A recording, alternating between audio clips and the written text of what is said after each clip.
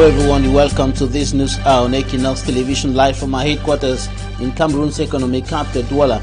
I am Bable Jonathan. A servant of God tells the government and all other persons involved in the crisis going on in the northwest and southwest regions of the country for close to 5 years today to do the right thing to put an end to the killings and destruction going on there. He said the use of force has failed and so there should be a change of strategy. He was speaking during the memorial service for students and a teacher killed in government bilingual high school Equinoxe in the Indian Division Southwest region of the Republic of Cameroon. We're going to hear him in this edition of the 6 p.m. primetime newscast on Equinoxe television. And the government of the Republic of Cameroon goes to war against obscene acts and publication of obscene pictures and videos going viral on social media. Stay with us.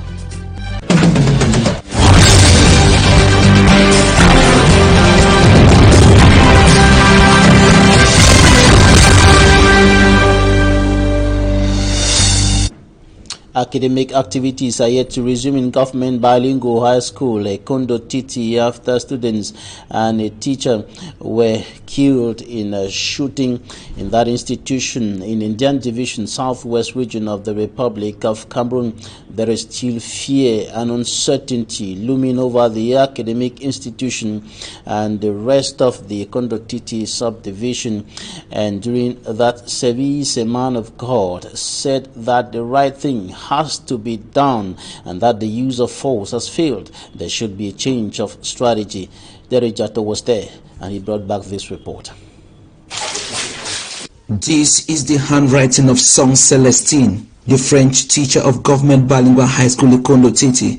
She had just started her lectures that November 24, 2021 when the gunmen came in. She had only a chalk in her hand and she ran to this corner of the classroom. She was lecturing, and when the boys entered, she ran, thinking that she can give an access to the window, through the window. When she realized that she is blocked, she sat here, and the guys came and shot her. Jesus Christ! In fact, I have a bleeding heart, and what I have to say is that, in fact, I don't know what to say, but I'm just sending a message to them, and especially to those who are supporting them from the diaspora, that this is the moment they must stop. Chief Gerald Frix Nasako, the personal representative of Chief Dr. Joseph John Gute, the Cameroon Prime Minister and head of government, was taken round to see things for himself. As we have seen, it's a very hideous, heinous, horrendous crime committed, by these individuals who instill terror in the population, naked aggression for no just reason. From 5 hours, government bilingual high school Equinoxe. This is what is left of the school.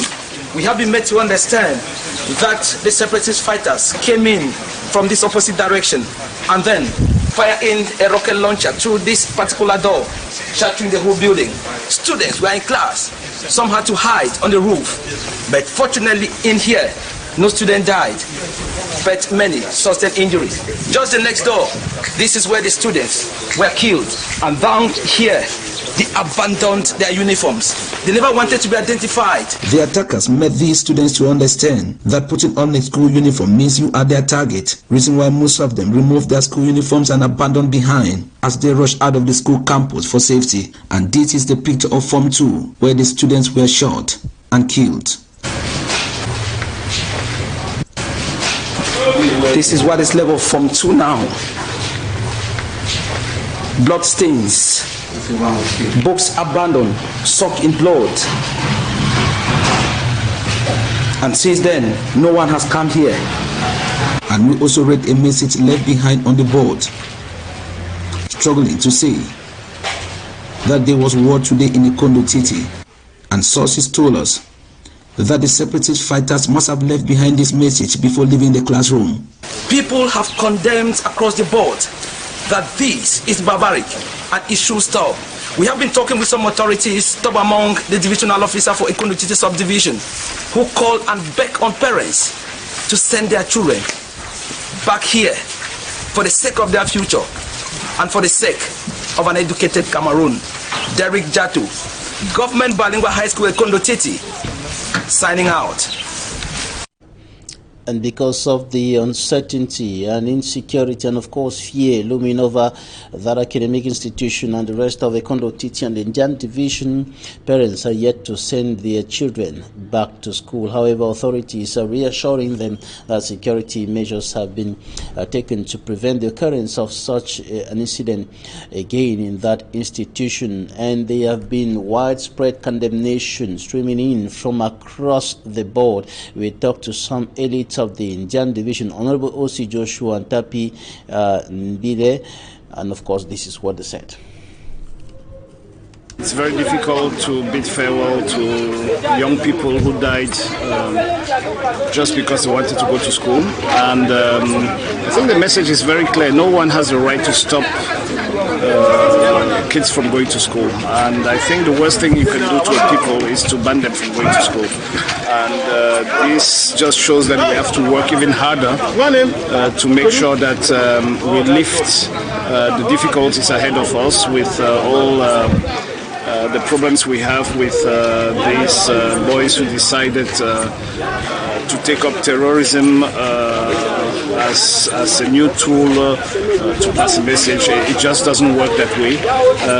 At the beginning, there was a genuine injustice that was being corrected by, you must say it, by parties like the SDF. Later on, the lawyers took it up. After that, the teachers took it up, and now it has been kidnapped, and this must stop. You cannot build a nation when you destroy its core, and the core of a nation is education. We have all been here when very evil things happen the way this one happened. When we find ourselves in very challenging times, marked by all these atrocities, the least we can do is to get together. When we get together, we encourage one another. That harmony brings back confidence and mostly hope. We have braved the odds to be here today because we felt that we had to come to the spot where these heinous crimes were committed, to condone, first, with the bereaved, the family of the bereaved, and then to sympathize with the community. That is that bears the direct brunt of such incidents. And of course, we all participated in the ecumenical service.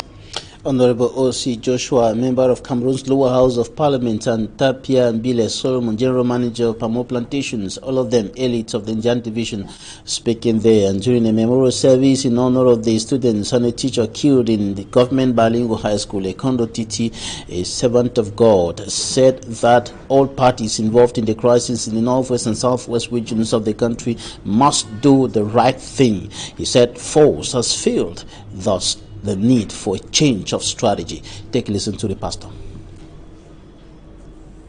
We know what to do. We need to do it. And the force has failed. Amen. Amen. The Lord is good. And all the time. If the force has failed, then we use dialogue. If you use dialogue, we will stop our children dying. And for every blood that is shed, has the consequence of it. He asks for vengeance from God, and the time will come, we will plant crop, they will not grow, because of the blood of the innocents that are being shed every day. Even the military that have been killed, they were not there to sign agreement in 1960, in 1961. And why must they die? Even the Anglophone military, why must they die? Why must they die? There's no force, there's no fight from outside, but inside we are cleaning ourselves and we don't find solution to it. Because when you leave this place, by the time you move across after Buya, everything seems to be normal. So out of 10 regions, 2 can die, nothing cares. Let our children, let our children, let our children.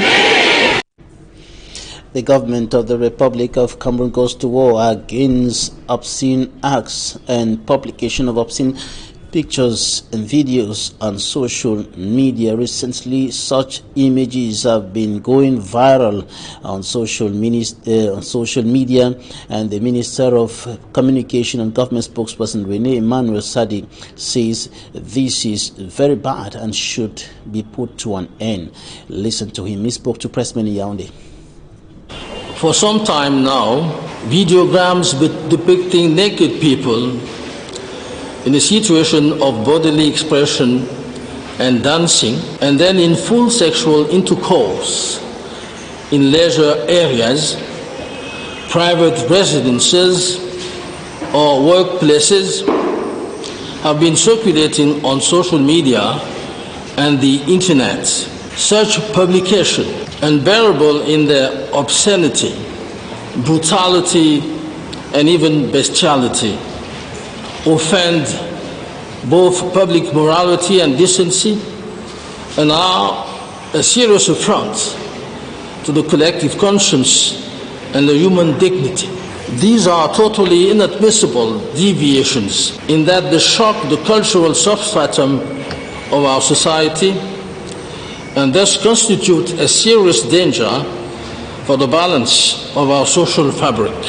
However, in the same sense, we cannot hide the responsibility of the women themselves, who seems to indulge in these shows shamelessly, as if they had lost all sense of decency and honor.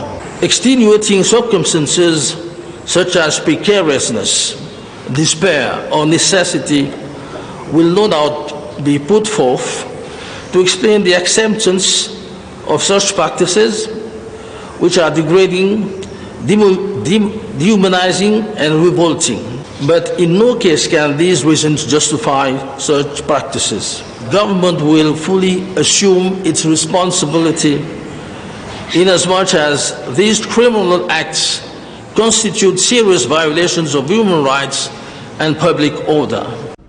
Articles 263, 264, and 265 of the Criminal Procedure Code of Cameroon provides for punishment and fines for all those found guilty of obscene acts and obscene publications which constitute public indecency.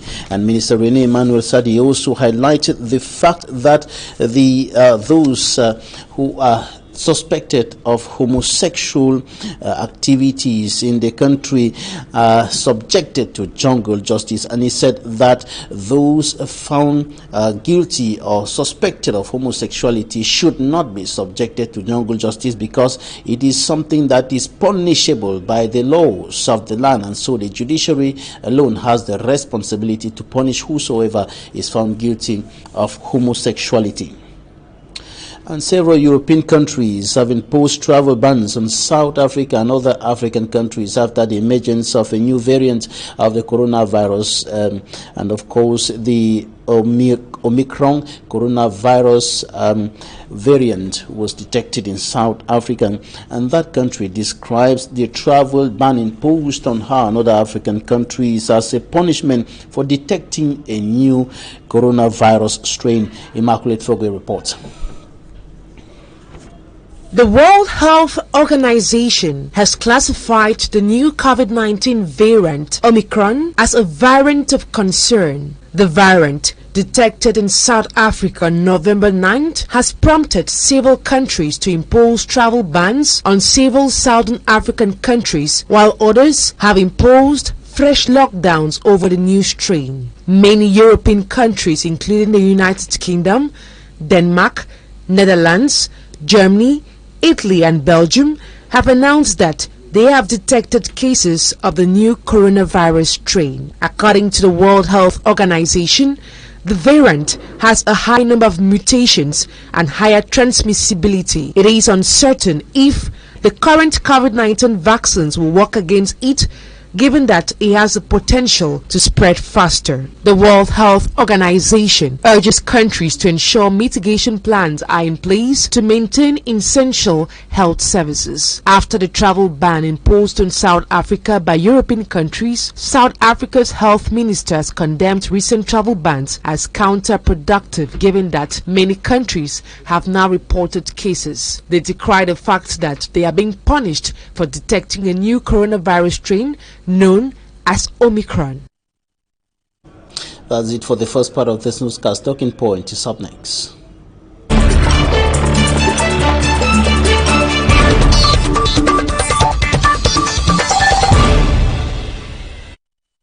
So Henry Famundam is one of the fine Cameroonian brains in the diaspora. He is a public health and pharmaceutical care expert, and his area of interest and competence also include medication literacy, adherence, and patient counseling, treatment, monitoring, and testing. Professor, you're welcome.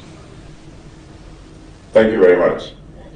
Professor, what's the problem with this new variant of the coronavirus? Well, Jonathan, again, thank you for inviting me. This is not surprising at all, because this is what viruses do in order to survive. Viruses divide very frequently, which is what we call replication, and in that process, they usually would have mutation that may occur. And so the terminology, when you say variant of concern, is that they now pick it up and they think that it has properties and has characteristics that are similar, particularly because we've had the alpha, beta, gamma, and delta variant that is existing. So we see quite some similarities there, but also some differences, which makes it a variant of concern. And so to say that as a variant of concern, what we look at is the transmissibility. How fast can it transmit? We extrapolate that it is going to transmit very fast, and we're beginning to see a fourth wave happening in South Africa.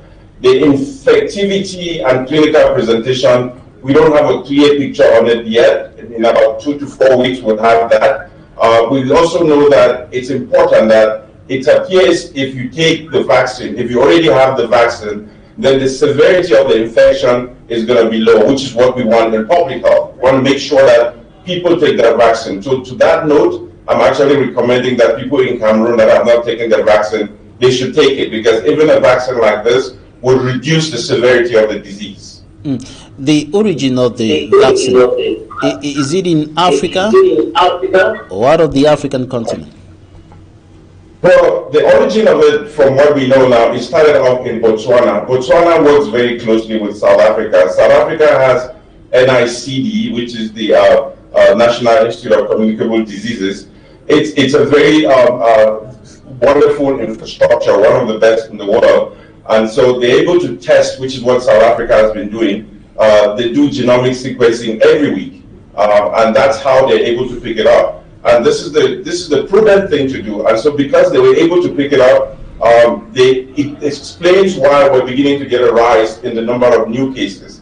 And so South Africa has that infrastructure and top scientists. That's why they're able to pick it up, which makes it some of the concerns that you hear about the fact that they seem to be penalized for doing that. What's your take on the issue of inequity or rather inequality in the vaccination as far as African countries, European countries, and of course the rest of the world is concerned? Well, Jonathan, let me tell you something about that. I've heard a lot of, and I've seen a lot of news messages, people talking about Africa being treated unfairly. I don't subscribe to that. This is what is going to happen. We need to be able to face the truth and be able to talk about what we know. On this continent, we should understand that the developed country, when you have something like this, they're going to take care of their citizens first, they're going to protect their economy first, and whatever is left over, they will give it to people that they're donating with. That is the plain truth. The second thing that we must mention is that all of Africa is only 7% of people that have been vaccinated. And so if any African is traveling to Europe or to the US, you're considered a risk because only 7% of people have been vaccinated. And so when people say it's unfair, let me tell you what is unfair. there was the Abuja Declaration in 2001. All the African countries decided that they were going to put 15% of their annual budgets to health. Most of them have not. A lot of them are still lingering around 5%. If you do that, then you're going to do what Africa is doing right now. Totally dependent on donor funds. And if you're dependent on donor funds, then all the time you're always going to be complaining about the fact that people are unfair because you're waiting for donations. Now, 98% of the medicines and vaccines that we use on this continent are imported. So we're not doing any local manufacturing. And so if you continue on that, you're going to be considered that you're treated very unfairly. But that's because we don't have our infrastructure in place. We cannot there's no local manufacturing. We're dependent on people to give us donor funds. That's not sustainable. And are we going to be having any other pandemic? Yes. And if we don't get our act together, we'll be talking about the West, the developed countries being unfair.